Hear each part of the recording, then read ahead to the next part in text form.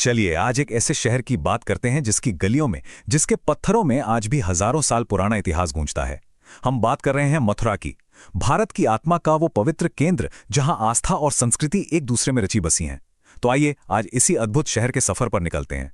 कहते हैं मथुरा सिर्फ एक शहर नहीं, ये एक एहसास है। यहाँ की हवा में, यहाँ के मंदिरों में, मतलब यहाँ की हर गली में भगवान श्री कृष्ण की कहानियाँ जिंदा हैं। ये वो जगह है जहाँ पौराणिक कथाएं आज भी सच लगती हैं।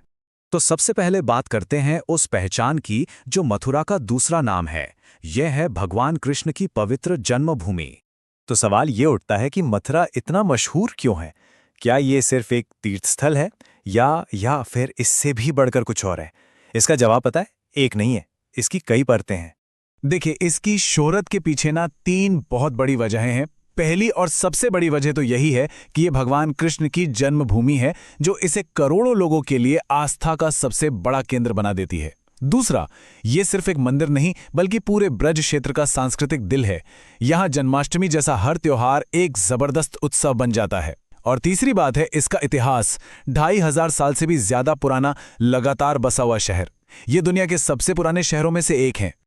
चलिए अब जरा टाइम में पीछे चलते हैं, देखते हैं कि कैसे इस शहर ने बड़े बड़े साम्राज्यों को बनते और बिगड़ते देखा और हर दौर में अपनी एक अलग ही पहचान बनाई। ये बात शायद बहुत लोगों को ना पता हो कि मथुरा की कहानी कृष्ण से भी पहले रामायण काल में शुरू होती है। उस वक्त इसका नाम था मधुपुरी, एक ऐसा शहर जिसे भगवान राम के भाई शत्रुघ्न ने एक राक्षस को हराने के बाद बसाया था। ये टाइमलाइन मथुरा के असाधारण सफर की पूरी कहानी कहती है। रामायण की मधुपुरी से शुरुआत हुई, फिर मौर्य काल में ये बौद्ध धर्म का एक बहुत बड़ा गढ़ बन गया। इसके बाद आया कुषाण साम्राज्य और राजा कनिष्क का वो दौर। वो तो कला और संस्कृति का सुनहरा दौर था जिसने पूरी दुनिया पर अपनी छाप छोड़ी। हाँ, मध्यकाल में इसने बहुत हमले झेले, मंदिर भी टूटे, पर इसकी आत्मा कभी नहीं मिटी। और आज देखिए, ये अपनी पूरी शान के साथ एक प्रमुख धार्मिक केंद्र बनकर खड़ा है। और कुषाण काल की सबसे बड़ी देन थी मथुरा कला शैली। जरा सोचिए, एक ऐसी आर्ट जिसमें भारतीय आध्यात्मिकता और यूनानी मूर्ति कला का संगम हो। पहली बार भगवान बुद्ध को इंसान के रूप में इतनी खूबसूरती से तराशा गया था। इस स्टाइल ने कला को एक नई ही दिशा दे दी। इसकी मूर्तियां आज भी दुनिया भर के म्यूजियम्स की शान हैं। वैसे एक मजेदार बात, कभी सोचा है कि मथुरा नाम का मतलब क्या है? यह संस्कृत के शब्द मधु से आया है, जिसका मतलब होता है शहद। तो यह नाम ही इस धरती की मिठास और इसकी पवित्रता की कहानी कह देता है। इतिहास तो हमने देख लिया, पर आज का मथुरा कैसा है? चलिए अब उन जगहों पर चलते हैं जहां आज भी आस्था की धारा लगातार बहती है। उत्तर प्रदेश में बसे इस शहर की धड़कन, इसकी जीवन रेखा है पवित्र यमुना नदी। ये सिर्फ एक नदी नहीं है, ये तो कृष्ण की लीलाओं की गवाह है, जिसके घाटों पर आज भी हजारों कहानियां तैरती मिल जाएंगी।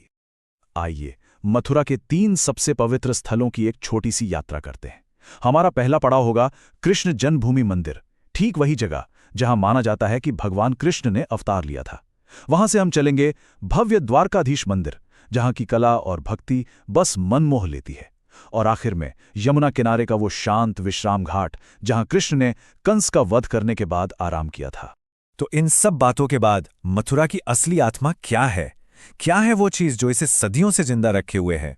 2500 साल से भी ज्यादा। ये बस एक नंबर नहीं है। सोचिए जरा, ये उन अनगिनत पीढ़ियों की कहानी है जिन्होंने इस शहर में सांस ली है। ये एक ऐसी सभ्यता का सबूत है जो हजारों साल पहले जितनी जीवंत थी उतनी ही आज भी है।